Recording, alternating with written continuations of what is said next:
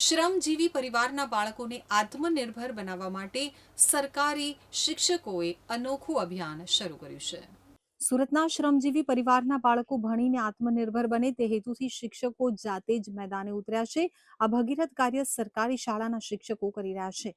શાળામાં ભણાવવાની સાથે સાથે તેઓ શ્રમજીવી વિસ્તારમાં જઈ હાથમાં માઇક અને પેમ્ફલેટ લઈ અને શ્રમજીવી પરિવારના લોકોને જાગૃત કરી રહ્યા છે।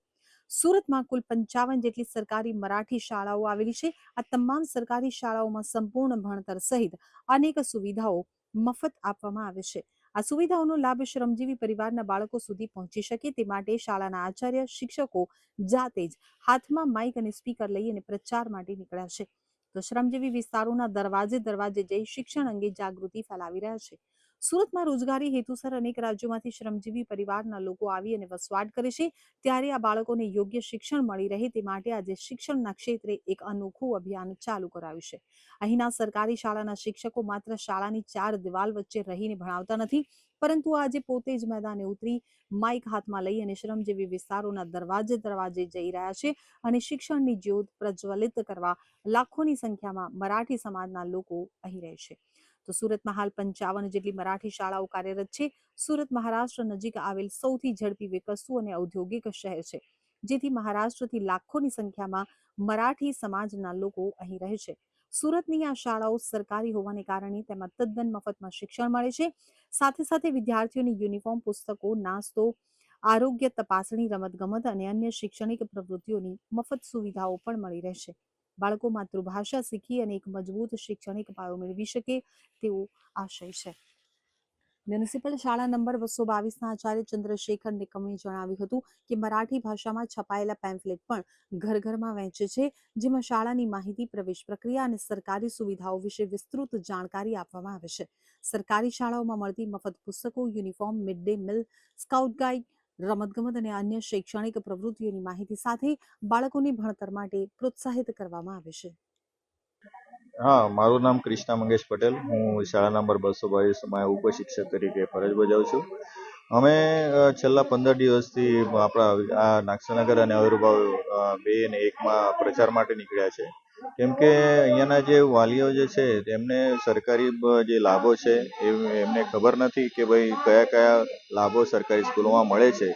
એમને તો એક જ ધારણા છે કે પ્રાઇવેટ સ્કૂલોમાં ખૂબ સારું બનાવવામાં આવે છે, પણ એ જ નથી જાણતા કે અહીંયા જે ભણવામાં આવે છે, અહીંયા જે ક્વોલિફાઈડ ટીચરો જે છે જે આપણા સરકારી સ્કૂલોમાં જ હોય છે, જ્યારે કે ત્યાં પ્રાઇવેટ સ્કૂલોમાં 12મા ભણેલા ટીચરો પણ ભરવામાં આવે છે અને એમનું શિક્ષણ જે છે, એમનું જે શિક્ષણનું ધોરણ છે અથવા તો જે ફી મોટા પ્રમાણમાં લેવામાં આવે છે એ જાણવા છતાં પણ એ પ્રાઇવેટ તરફ વળી રહ્યા છે। તો એમની આ ઉદાસીનતા દૂર કરવા માટે અમે આ પ્રચાર કરી રહ્યા છીએ।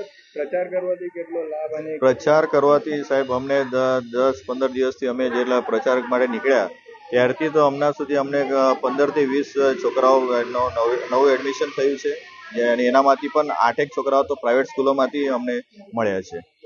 જે સરકારી શાળામાં પ્રવેશ જે કરી રહ્યા છે, સ્પોર્ટમાં શું તેમને લાભો મળશે સરકારી શાળા તરફથી? સ્પોર્ટ માટે પણ ઘણા બધા લાભો છે। એમને એનસીસી તરફથી ટ્રેનિંગ આપવામાં આવે છે છોકરાઓને, ત્યાંથી સ્પેશિયલ ટીચર આવે છે, તેમજ દિવ્યાંગ બાળકો માટે પણ એક ટીચર સ્પેશિયલ છે, એ પણ દર ગુરુવારે આવે છે અને એ પણ એ દિવ્યાંગ બાળકોને બનાવે છે। મારું નામ ચંદ્રશેખર પ્રકાશ નિકમ છે। હું અત્રેની શ્રી દામોદર હરી ચાપેકર શાળા નંબર 222 મુખ્ય શિક્ષક તરીકે ફરજ બજાવું છું।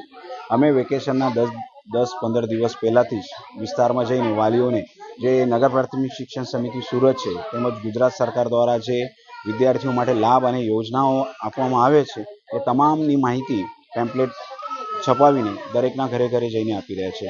આજે નગર પ્રાથમિક શિક્ષણ સમિતિ દ્વારા વિદ્યાર્થીઓને બૂટ, મોજા, ગણવેશ, પાઠ્યપુસ્તકો, સ્પોર્ટ્સ યુનિફોર્મ, સ્પોર્ટ્સ શૂઝ આવા તમામ સારા લાભો આપવામાં આવી રહ્યા છે। એટલે અમે વાલીઓને જાગૃત કરીએ છીએ કે તમે સરકારી સ્કૂલમાં તમારા બાળકને નાખો।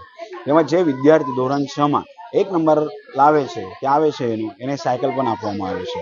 આવા સરસ લાભ જો સરકારી સ્કૂલમાં મળતા હોય તો ખરેખર સરકારી શાળામાં વિદ્યાર્થીને પ્રવેશ કાર્ય લેવું જોઈએ। તેમજ અત્યાર સુધી 15થી 20 બાળકોએ ખાનગી સ્કૂલમાંથી અમારી સ્કૂલમાં આવ્યા છે અને વાલીઓનો ખાસ સારો પ્રતિસાદ મળી રહ્યો છે।